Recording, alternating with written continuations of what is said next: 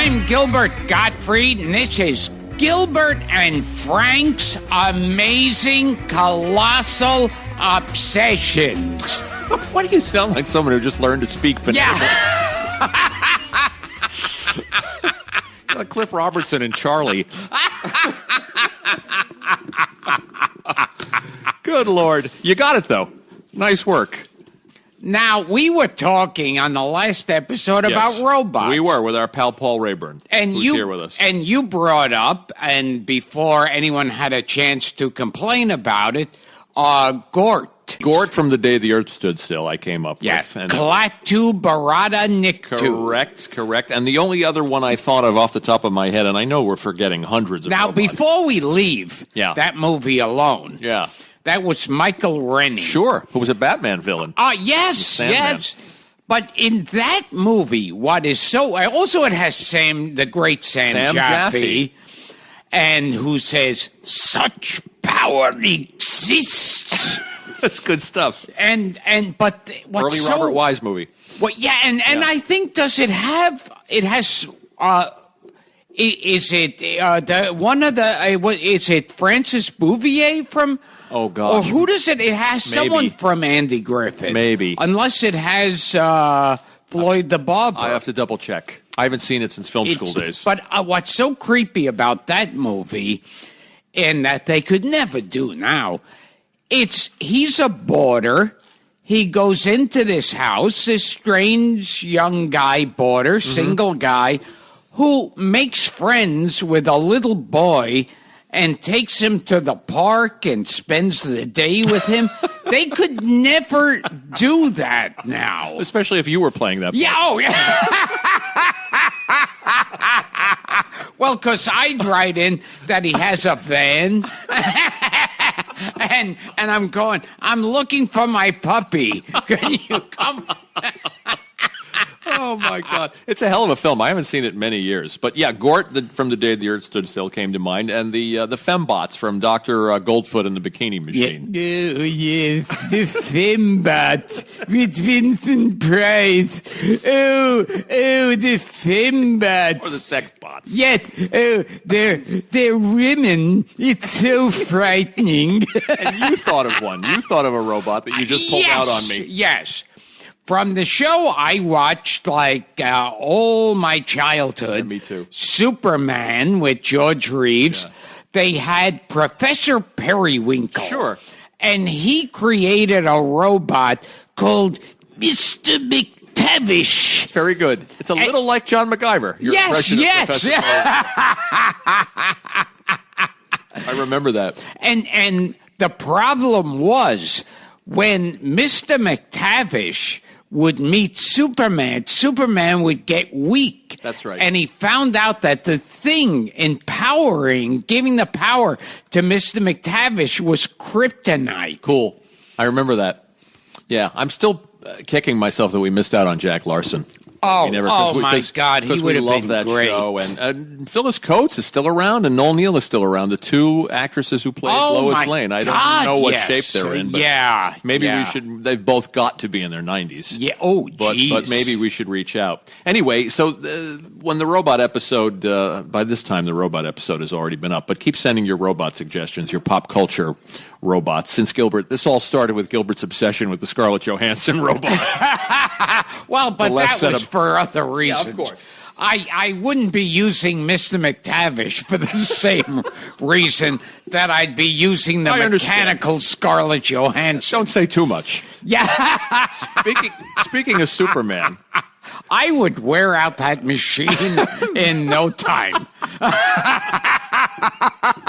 Speaking of Superman, yes, there's been a lot of. We also touched in the episode with Steve Weber. We touched upon this thing called the. In that episode, we all touched. Yes. Yeah, we talked about this thing called the Legends of the Superheroes, which when I brought it up with you and Steve, you were both unfamiliar with it. But now I've exposed you to some of it. Oh my God! Yeah, and what did you think? Yes, there were two clips. One was the superhero roast. Yeah, hosted by Ed McMahon. Oh my God! Yeah, with Jeff Altman. Did you see Jeff Altman as the weather wizard? Oh my God! Yes. Yeah. It was. Imagine the very, very worst parts of the Dean Martin roast, the weakest Dean Martin roast, and multiply it by 1 trillion. With bad costumes and even worse special effects. Oh, it was horrifying. It was those kind of jokes that you could have written the jokes right as they were calling action. Yeah. That's how bad these jokes were. And did you notice who the actor was that played Retired Man, the elderly superhero? Oh, no. It was William Shallard. Oh, jeez. There you go. So, and the other one, the Legends of the Superheroes, there's one part, what's that character's name again? Grogan or Solomon Grundy? Solomon Grundy, who's a big, scary, Hulk. Yeah. And Adam West and Burt Ward as Batman and Robin, they have a scene where he works in a gas station. That doesn't make any sense. No, he pulls the wires out of it. He's the most powerful villain. He pulls the wires out of their cars so their Batmobile doesn't run. Then there is the clumsiest, quickest, clumsiest, fakest looking fight scene. Awful. And what happens at the end? Solomon Grundy does not kill Batman and Robin. He just stands there, and Batman and Robin casually walk away, saying, "Well, we'll get you." Well, for the fight scene wasn't in the budget. Yeah. Gary Owens was the narrator. I mean, this thing's full of interesting performers. Oh my God! Ruth Buzzy shows up in the roast part. Oh yes. Gorshin, who you said looked like he'd rather be anywhere else. Gorshin as was the Riddler. Yeah. There were a couple. There was Gorshin and Charlie Callis. Charlie Callis was Sinestro, who was Green Lantern. It looked like they when they gave them the offer, they said, "Well, you pay, right?" Yeah, okay. Howard Morris. Did you see Howard Morris as Dr. Savannah? And also Gabe Dell from the Dead End Kids. Oh, yeah. It's just terribly depressing. They aired in 1979 in 2 parts. The first part was the challenge, and then the second part was the roast. Oh, God, And I watched a little doc about these 2 specials. They were prime time. Yeah. On NBC, 1979. They were 2 of the lowest rated shows of the year. Produced by Hanna-Barbera. Yes, of Flintstones and Jetsons. Yeah, really, really terrible. Did you? But we have to talk about. Oh, Pat Carroll turns up. But the thing about Hanna-Barbera, is even as a kid, and I'd watch the Flintstones. Even as a kid, I understood that Hanna-Barbera were quickie, low-budget crap. Not to mention rip-offs. Not to mention that the Flintstones was the Honeymooners. Oh yeah. And Yogi Bear was what? Art Carney? Oh, yes. He was Art Carney, and instead of, hey, Ralphie boy, hey, boo-boo. And Top Cat was Bilko. And, oh, yes, and that was Arnold Stang doing Phil Silvers. Right. Oh, and another guy we have to get on this show, Kidman. Yeah, Marvin Kaplan. Kaplan. Marvin Kaplan. Yes. But before we move on from Challenge of the Super Friends or Legends of the Superheroes, yes. I have to mention Ghetto Man. Yes. Which is the low point. I don't even understand it. I watched some of it. Somebody thought this was funny in 1979. Hanna-Barbera's attempt to be hip. Yeah. And come up with, I don't know what this was. It's a black superhero doing stand-up. Yeah. There's no other way to describe it. Yeah, it's the worst of anything you've seen on Showtime at the Apollo. And Pat Carroll shows up as Hawkman's mother. It's just like I said, Ruth Buzzy. There's a Rona Barrett parody. Oh, a woman yes, named Rhoda Rooter.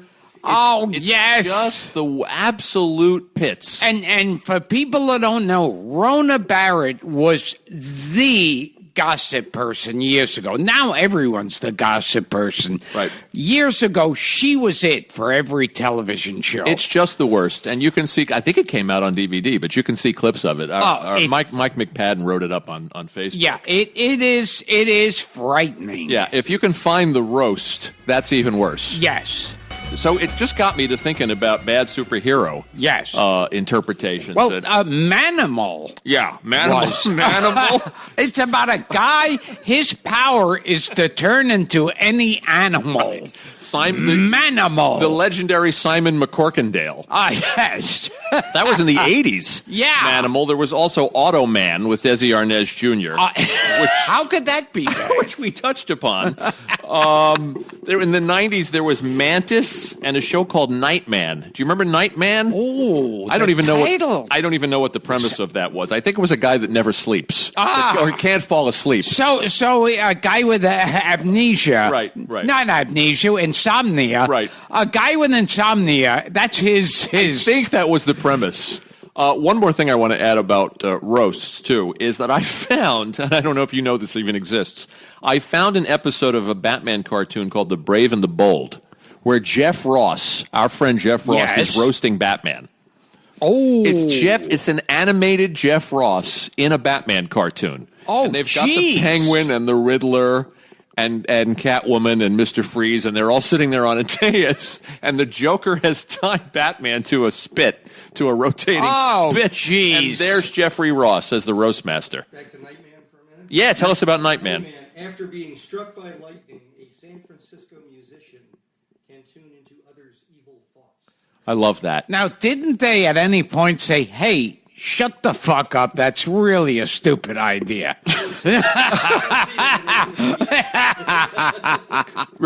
Say it again, Paul, because I'm going to repeat it. After being struck by lightning, a San Francisco musician can tune into others' evil thoughts. Right, can tune into others' evil thoughts. That was the premise. How Glenn could Larson. that not work? I don't know, but there was something about him never going to sleep. Yeah, we'll have to dig that out. Anyway, that was Nightman. I'm sure there are fans who remember it better than we do. That keeps you on the edge of your seat. He's not sleeping. I was in a few superhero cartoons. You were in a live-action superhero show. I was in about 2-3 episodes of Superboy. Right. I was Knick-Knack. That's right. The Master of Toys. The syndicated Superboy show. And then I was in the Superman cartoon that Tim Daly. That's right. Was the voice of Superman. I was Mistress Piglet. I remember. I was in about 2-3 episodes of that, and I did a Justice League. You did? Yeah. What, a Justice League? Yes. An animated Justice League. Yeah. Right. And I heard somebody say they saw it, so I guess it's okay to mention it. Yeah. Well, you had your day in the superhero sun. And I got to sing 2 songs. Go ahead. 2 superhero songs. Go. First, there was Captain Nice. Oh, sure. Well, William Daniels is around. Gotta have him on. We should track him down. Now, Benjamin, that idea seems pretty half-baked.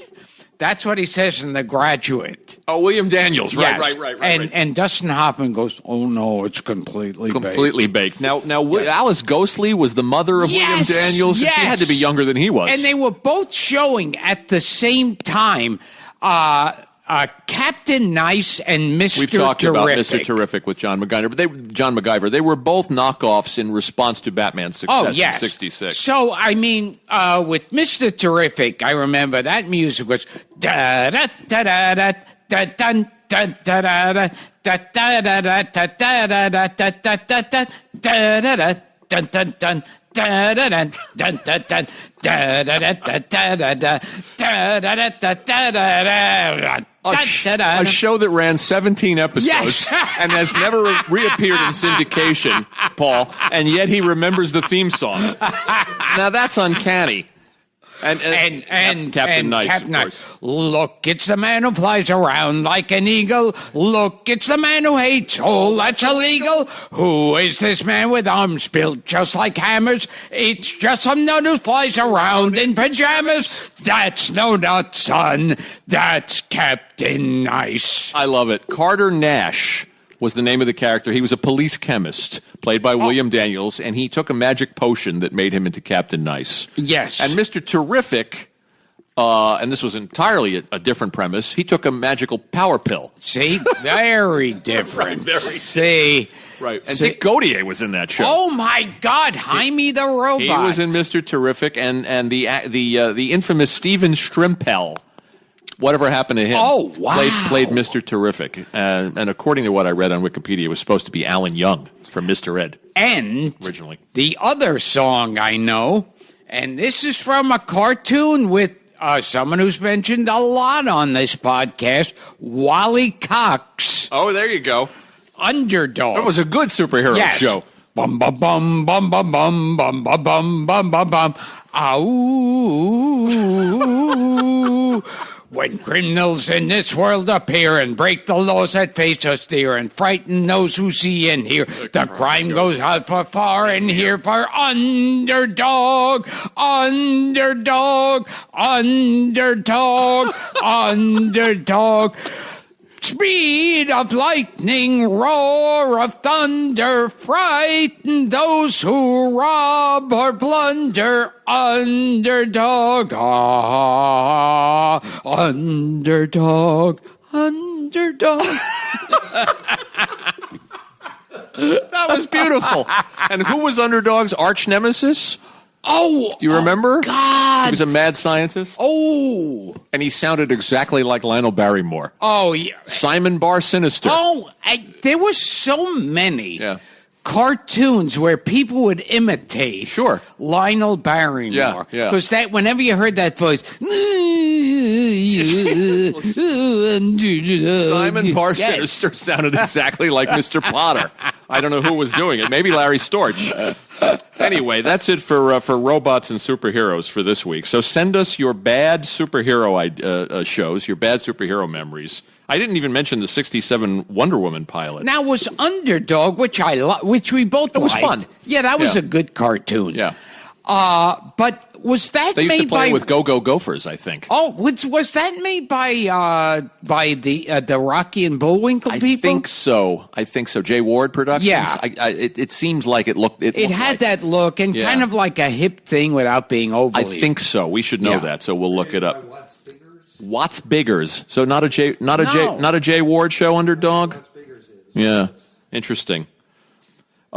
Next time we'll talk about the bad Wonder Woman pilot from the '70s and a bunch of other stuff that never happened, that never came to be. So that's it for robots. Continue to send us your robot memories and robots in pop culture and bad superhero shows. And if that Japanese guy is through with the Scarlett Johansson, All right, enough of that. Please send it to me.